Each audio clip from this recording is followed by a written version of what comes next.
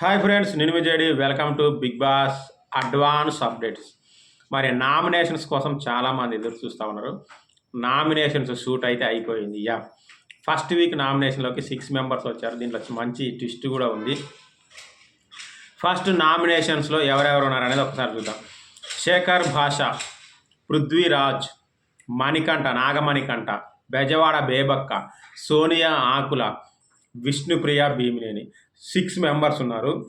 Chiefs అయినటువంటి ముగ్గురిని మాత్రం నామినేషన్స్ని మినహాయించారు. ఎవరయ్యా వాళ్ళు? మీకు అందరికీ తెలుసు. నిఖిల్, నైనిక, యష్మి గౌడ. ఈ విషయం ముందే తెలిసి నిఖిల్ యష్మి గౌడని చీఫ్గా సెలెక్ట్ చేశాడేమో అనే డౌట్ అయితే నాకు వస్తూ ఉంది. ఎందుకంటే నామినేషన్ నుంచి ఆమెను తప్పించవచ్చు అని చెప్పేసి నమ్మలేము. నాకైతే అలాగే అనిపిస్తుంది. మరి మీకు కూడా నిజంగా అలాగే అనిపిస్తుందా లేదా కామెంట్ చేయండి. మరి నేను చెప్పిన 6 మందిలో ఎక్కువగా ఎవరికి నామినేషన్ పడి ఉంటుందో కామెంట్ చేయండి. అలాగే ఎవరి మధ్యన పెద్ద గొడవ జరిగి ఉంటుందో కూడా కామెంట్ చేయండి.